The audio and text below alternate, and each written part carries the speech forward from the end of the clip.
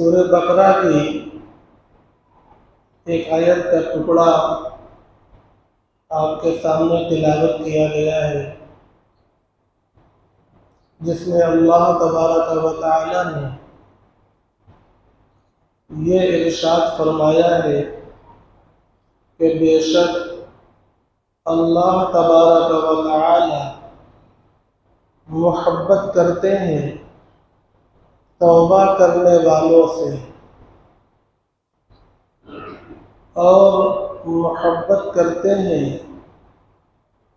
خوب پاکی حاصل کرنے والوں سے۔ دو لوگوں سے محبت کا اظہار اللہ فرما رہے ہیں۔ اللہ کسی سے محبت کرے، اس کا کیا معنی ہے؟ اور ہم اللہ سے محبت کریں، اس کا کیا معنی ہے؟ یہ سمجھنا ضروری ہوتا ہے۔ محبت کا لفظ کتنا عام ہے۔ بچہ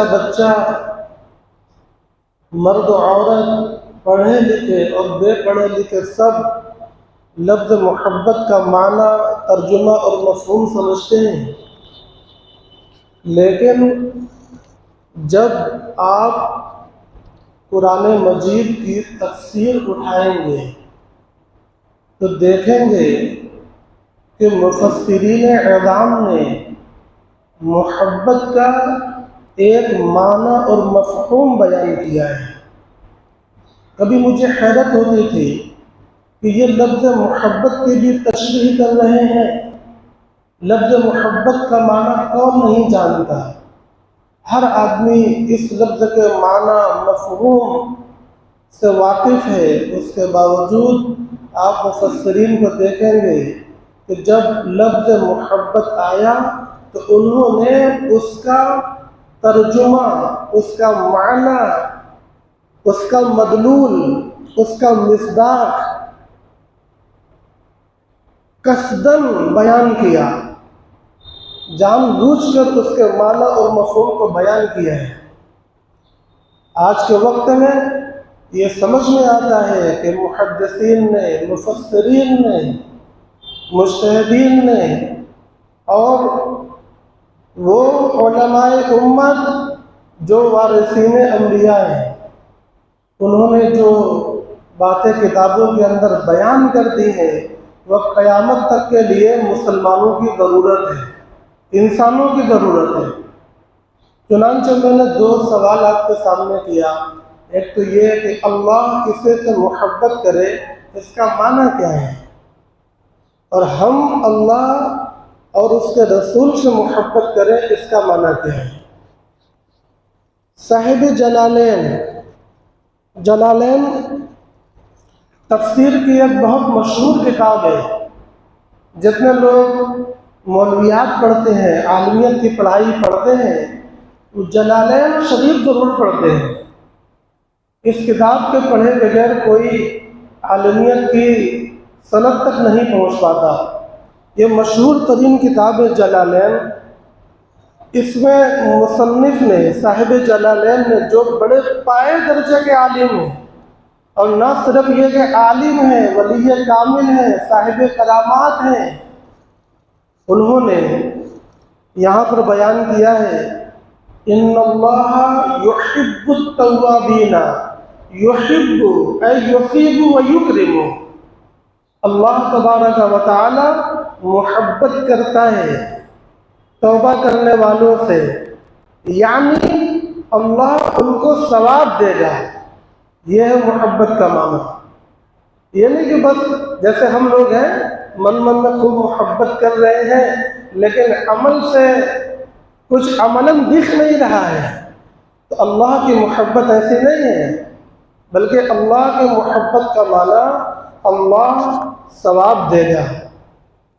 وَيُكْرِمُ، اور اللہ اسے عزت اور اکرام دے گا۔ یا دیتا ہے، ثواب دیتا ہے اور عزت و اکرام دیتا ہے۔ آپ جانتے ہیں کہ ثواب کا تعلق آخرت کے ساتھ ہے، وہ آخرت میں دکھے گا، اور اکرام دنیا میں بھی اور آخرت میں بھی دونوں کے ساتھ تعلق ہے، لیکن دنیا میں وہ فانی ہے اور آخرت کے اندر جو اکرام ہونے والا ہے وہ ہمیشہ ہمیشہ کے لیے باقی ہے۔ اس لیے اصل اکرام تو آخرت کا اکرام ہے۔ یہ ہے اللہ کسی سے محبت کرے تو اس کا معنی ثواب دینا اور اس کا اکرام کرنا، یہ اللہ کرے گا۔ ہم لوگ اللہ سے یا اس کے رسول سے محبت کا دعویٰ کرتے ہیں تو اس کا بھی تو کچھ معنی ہوگا، یقیناً اس کا بھی معنی ہوگا، اور اس کا معنی صاحب جلالین نے بیان نہیں کیا ہے،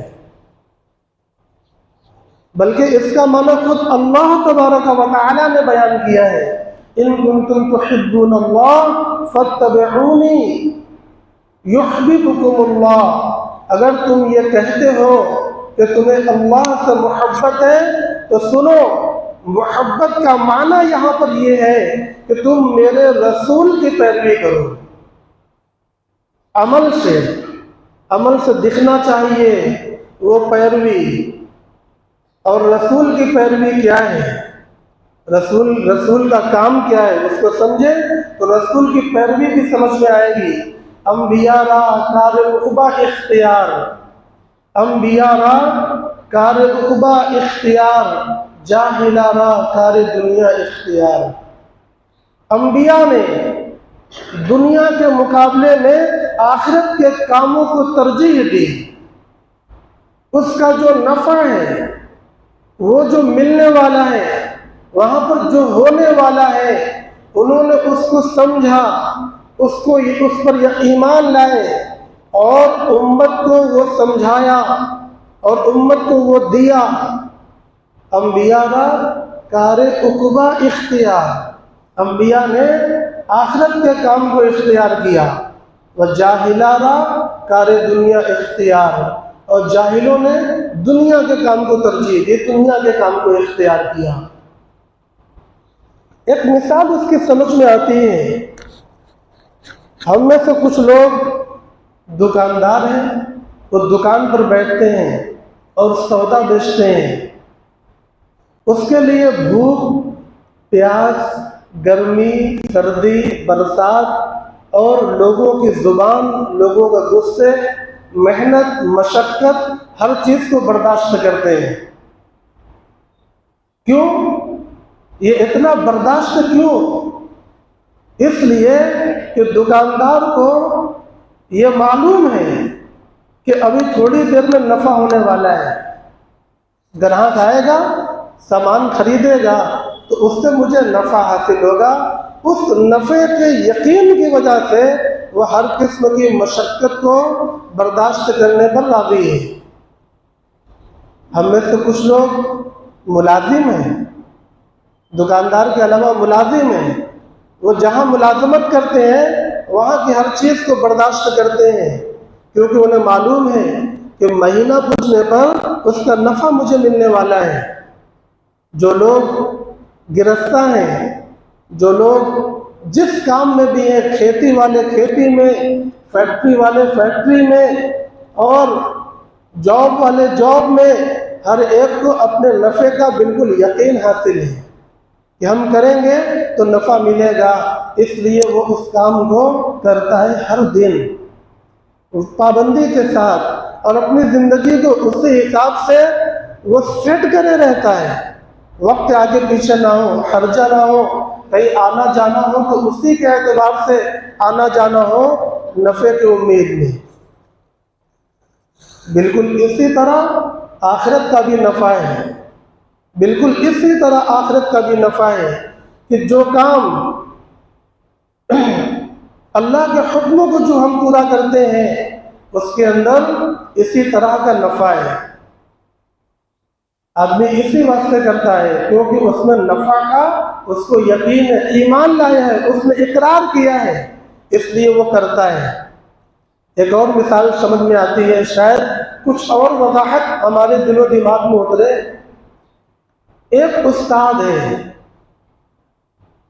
وہ بچوں کو قرآن مجید پڑھاتا ہے اور قرآن مجید پر وہ اجرت لیتا ہے، قرآن مجید پڑھانے پر وہ اجرت لیتا ہے، تو اس نے جو عمل کیا اس عمل کا معاوضہ اس کو مل گیا، اس عمل کا نفع اس کو مل گیا۔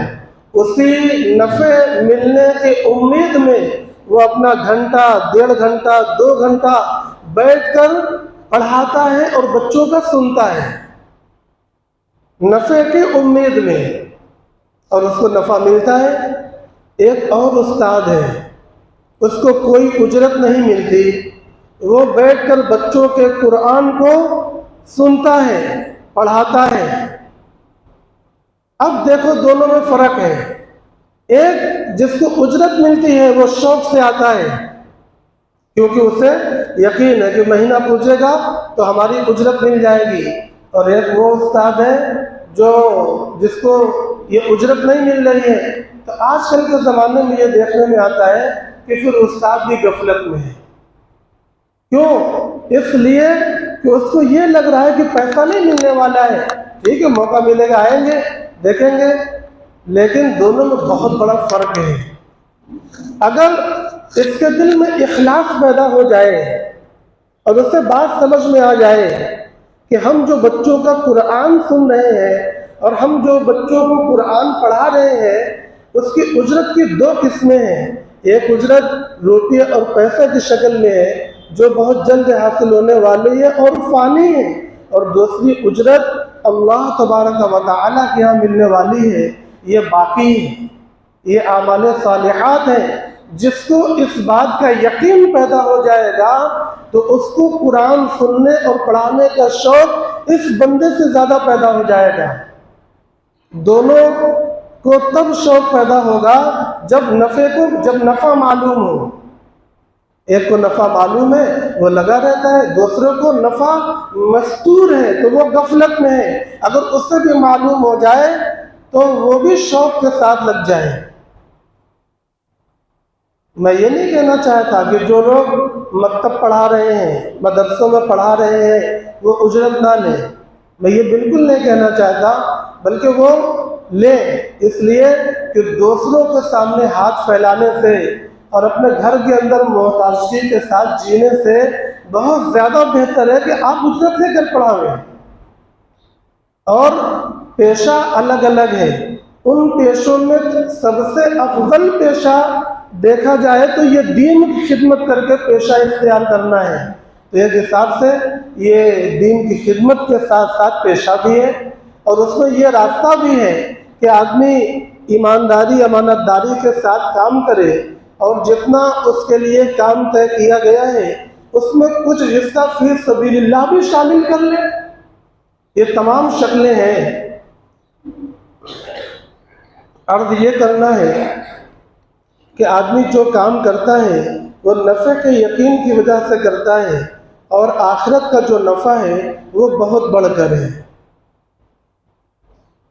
جو اعمال کی ظاہری شکلیں ہیں ہر شکل پر ثواب ملے یہ کوئی ضروری نہیں ہوتا، اور جو گناہ کی شکلیں ہیں ہر گناہ پر عذاب ہی ہو جائے، گناہ ہی ہو جائے، یہ بھی کوئی ضروری نہیں ہوتا۔ یہ باریک بحثیں ہیں، پھر کبھی موقع پر ابھی یہ عرض کرنا ہے کہ اللہ محبت کرتا ہے، اور محبت کا معنی میں نے آپ کو بتلایا، تو ہم لوگ جو اللہ اور اس کے رسول سے محبت کرتے ہیں اس کا یہ معنی بالکل بھی نہیں ہے کہ اپنی زبان سے ہم صرف محبت کا اظہار کریں، جیسے آج کل سوشل میڈیا پر چل رہا ہے، کس نے چلا دیا، کیسے لوگ اس میں مبتلا ہو گئے۔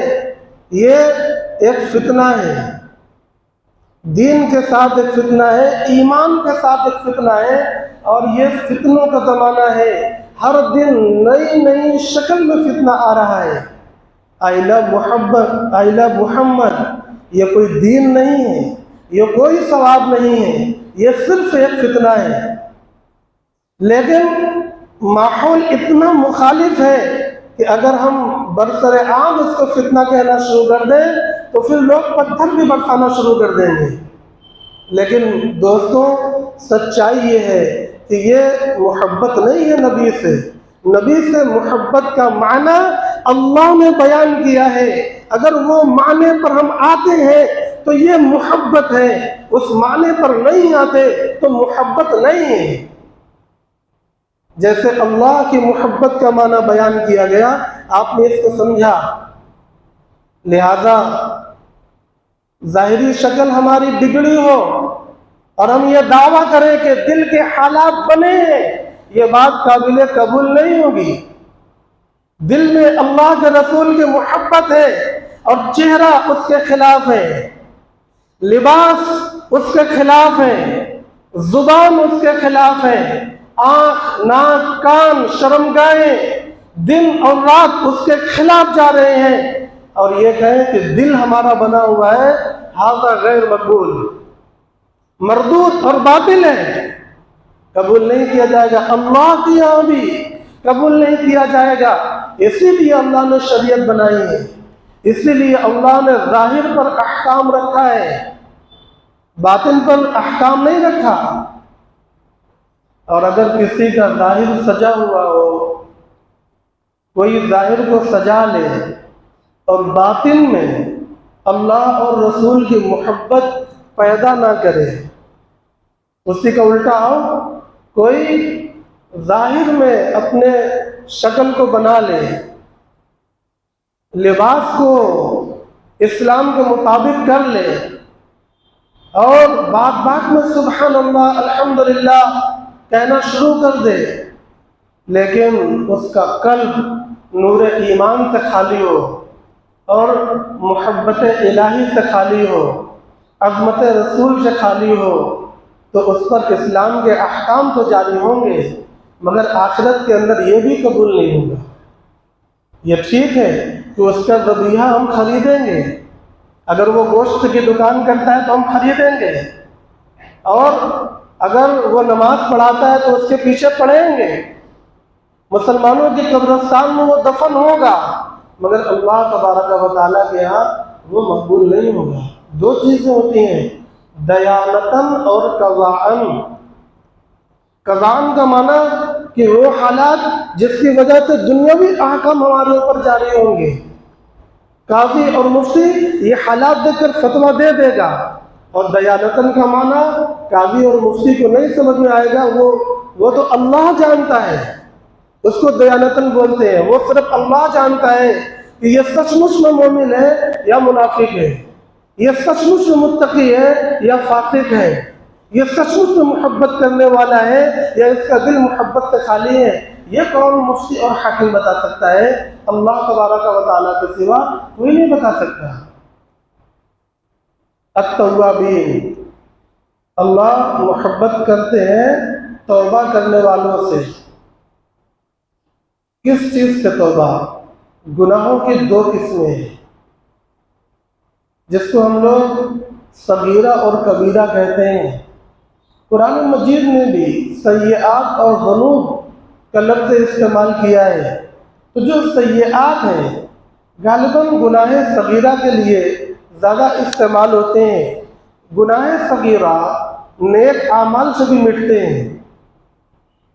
کسی نے وضو کیا تو گناہ مٹیں گے، مگر اس کے لیے شرط ہے، ویسے نہیں مٹ جائیں گے. اس کے لیے شرط ہے. کیا شرط ہے؟ کہ اس کا وضو پورا کے پورا سنت کے مطابق ہو. اگر وضو سنت کے مطابق نہیں ہے تو وہ نماز کی کنجی تو بنے گا، طواف کی کنجی تو بنے گا، قرآن چھونے کی کنجی تو بنے گا، مگر اس سے گناہ نہیں ملے گا. تین چیزیں میں نے ذکر کر دی. ان تینوں چیزوں کے لیے وضو ضروری ہوتا ہے. نمبر 1 نماز کے لیے، نمبر 2 طواف کے لیے، اور نمبر 3 قرآن مجید کو چھونے کے لیے. ان تین چیزوں کے لیے وضو فرض ہے. اگر بندہ سنت کے مطابق وضو کرتا ہے تو اس سے گناہ نکل جائیں گے، مٹیں گے. تو ایک شرط معلوم ہو گئی. اب وہ سنت کے مطابق وضو کرنا کیسے ہے، اس کا الگ سے پورا بیان ہے. کتابوں کو دیکھیں، علماء سے سیکھیں. اللہ نے جو قرآن نازل فرمایا اللہ نے جو رسول کو بھیجا انہی تعلیم کو بتلانے کے لیے بھیجا، اور انہی تعلیم سے ہم غافل ہیں، تو یہ کیسے مانا جا سکتا ہے کہ ہم رسول کی اتباع کر رہے ہیں، اور پھر یہ کیسے مانا جائے گا کہ ہم رسول سے محبت کرتے ہیں؟ اگر ہے محبت تو بتلاؤ کہ وضو کا سنت طریقہ کیا ہے۔ جس کو محبت ہے وہ یہ بتلا دے گا کہ غسل کا سنت طریقہ کیا ہے، جس کو محبت ہے وہ یہ بتلا دے گا کہ وضو کو توڑنے والی چیزیں کتنی ہیں، جس کو محبت ہے وہ یہ بتلا دے گا کہ غسل کن چیزوں سے فاسد ہو جاتا ہے، جن کو محبت ہے وہ یہ بتلائے گا کہ نماز پڑھنے کے لیے جب کھڑے ہوں گے تو کس طرح کھڑے ہونا سنت ہے، کس طرح ہاتھوں کو اٹھانا سنت ہے، کس طرح رکوع کرنا اللہ کے نبی کو پسند ہے، کس طرح سجدے میں جانا نبی کو محبوب ہے، دن اور رات کو کس طرح گزارنا نبی کو پسند ہے، تجارت، معاملات، معاشرت اور مباشرت کس طریقے سے نبی پاک صلی اللہ علیہ وسلم پسند فرماتے تھے۔ محبت کرنے والا اپنے محبوب کی اداؤں پر مرتا ہے، محبت کرنے والا اپنے محبوب کی اداؤں کا ذکر کرتا ہے، اپنے محبوب کی اداؤں کو بیان کرتا ہے اور اسی کے مطابق پیروی کرتا ہے۔ تو یہ جو محبت ہم آج سوشل میڈیا پر دیکھ رہے ہیں محترم بھائیوں اور دوستوں، اس سے متاثر نہیں ہونا ہے۔ یہ اسلام کی بگڑی ہوئی شکل ہے اور یہ قرب قیامت کا فتنہ ہے، اس سے بچنا ضروری ہے، اس میں لگنا گناہ ہے۔ تو بچنے کے بعد کیا کرنا ہے؟ بچنے کے بعد ہمیں وہ عمل کرنا ہے جو اصل دین ہے۔ وہ اصل دین کیا ہے؟ وہ نبی پاک صلی اللہ علیہ وسلم کی سنت، اس کو بھی لوگ دین کہتے ہیں اور ہم ڈینائی کر رہے ہیں کہ وہ دین نہیں۔ اختلاف ہوگا، لوگ کہیں گے آپ اختلاف کر رہے ہیں۔ محترم بھائیوں اور دوستوں، بتلاؤ دین کس سے کہتے ہیں؟ یہیں پر سب بات ختم ہو جائے گی۔ دین کہتے کسے ہیں یہ بتلاؤ، بات صاف ہو جائے گی۔ دین کہتے ہیں ما جاء به النبی صلی اللہ علیہ وسلم من عند اللہ۔ دین ان طریقوں کو کہتے ہیں جس کو اللہ کے نبی صلی اللہ علیہ وسلم اللہ کے پاس سے لائے ہیں، اس کو دین کہتے ہیں۔ اس کے علاوہ اور کوئی چیز دین نہیں۔ اب جو چیز رسول اللہ صلی اللہ علیہ وسلم لائے ان تمام چیزوں کو قرآن مجید میں بیان کر دیا گیا ہے، اور جو قرآن مجید میں نہیں آیا تو احادیث مبارکہ میں ان کو بیان کر دیا گیا ہے۔ اور زمانے کے گزرنے کے ساتھ ساتھ جو نئے مسائل پیش آ گئے، اللہ نے مجتہدین پیدا فرمائے، ان مجتہدین نے ان مسائل کو اندر سے تحقیق کر کے نکالا اور امت کے سامنے پیش کر دیا ہے۔ نہ صرف یہ کہ مسائل کو، بلکہ ایسے اصول اور ضابطے قرآن و احادیث سے نکال کر پیش کر دیے کہ انہی کے معیار پر قیامت تک اس بات کو ناپا اور تولا جاتا رہے گا کہ کیا دین ہے اور کیا دین نہیں ہے۔ غیر دین کو دین سمجھنا یہ بے دینی ہے، غیر ثواب کو ثواب سمجھنا یہ بے دینی اور گناہ ہے۔ دین کے اندر نئی نئی چیزیں ایجاد کرنا اور اپنی منمانے طریقے سے نبی سے محبت کا اظہار کرنا یہ سب منع ہے۔ دنیا میں جو فساد بھی برپا ہوا تو اس فساد کی وجہ محبت ہی تھی اور محبت ہی ہے۔ محبت میں اگر اعتدال نہ ہو، محبت میں اگر اللہ اور رسول کی تعلیم شامل نہ ہو تو وہ محبت ایک دن شرک تک پہنچاتی ہے۔ لہذا پچھلی امتوں کے لوگوں نے جو بتوں کو بنایا اور بتوں کو پوجا، وہ بت کوئی اور نہیں، ان امتوں کے صالحین لوگ تھے ہبل، لات، منات، عزا اور اس کے علاوہ بہت سے بت جو کعبہ شریف کے اندر رکھے گئے تھے، وہ تمام جو بت تھے وہ پچھلی امتوں کے صالحین لوگوں کی شکلیں تھیں۔ لوگوں نے محبت میں ان کی تصویر بنائی، اور بعد میں آنے والوں نے محبت کے اندر غلو کیا۔ محبت کے اندر غلو کرنے سے وہ لوگ شرک میں پڑ گئے۔ آج بھی اصول یہی ہے، محبت کے اندر غلو کرنے سے ہم لوگ یا تو شرک میں، کفر میں، بدعت میں، ضلالت میں پڑ جائیں گے۔ لہذا اپنی محبت کو لگام دینا ہے، اور وہ لگام ہم نہیں دے سکتے، اللہ نے لگام دی ہے، وہی لگام دینا ہے، اپنی لگام نہیں دینا ہے۔ محبت بے لگام نہیں ہو سکتی۔ اللہ سے محبت اور رسول سے محبت کا معنی بار بار بیان کیا جا رہا ہے۔ ہمارا کوئی بھی عمل محبت سے خالی بھی نہیں ہونا چاہیے، اور محبت بے لگام بھی نہیں ہونی چاہیے۔ محبت میں غلو ہو تب بھی یہ غلط ہوگا، اور محبت میں کمی ہو تب بھی غلط ہوگا۔ محبت میں غلو کی شکل آج ہمارے سامنے بار بار آتی رہتی ہے، اور محبت میں کمی کی شکل کیا ہے؟ محبت میں کمی کی شکل یہ ہے کہ آدمی کی نماز چھوٹ رہی ہے، یہ محبت کی کمی کی وجہ سے ہے، اللہ اور رسول سے محبت کی کمی کی وجہ سے ہے۔ تمام اعمال صالحات اس کے اندر کمی آ رہی ہے، تلاوت نہیں ہو پا رہی ہے، ذکر نہیں ہو پا رہا، روزہ کا مہینہ آیا روزہ نہیں رکھ پا رہا، زکوٰۃ کا وقت ہے زکوٰۃ نہیں دے رہا، جھوٹ بول رہا ہے، خیانت کر رہا ہے، تکبر میں مبتلا ہے، مسلمانوں کو ایذا پہنچا رہا ہے۔ یہ کس وجہ سے ہے؟ محبت میں کمی کی وجہ سے۔ تو آپ سمجھیں کہ محبت کسے ہے اور کسے نہیں ہے، اور محبت میں غلو کا معنی کیا ہے، اور محبت میں کمی کا معنی کیا ہے۔ محبت کے مفہوم کو اچھی طریقے سے سمجھیں۔ محبت یہ دین کا عنوان ہے، الحب فی اللہ والبغض فی اللہ، یہ دین کا عنوان ہے، اس میں ہم لوگ آزاد نہیں ہیں۔ محترم بھائیوں اور دوستوں، نیک اعمال سے چھوٹے گناہ مٹ جاتے ہیں، مگر بڑے گناہ اعمال صالحہ سے نہیں مٹتے۔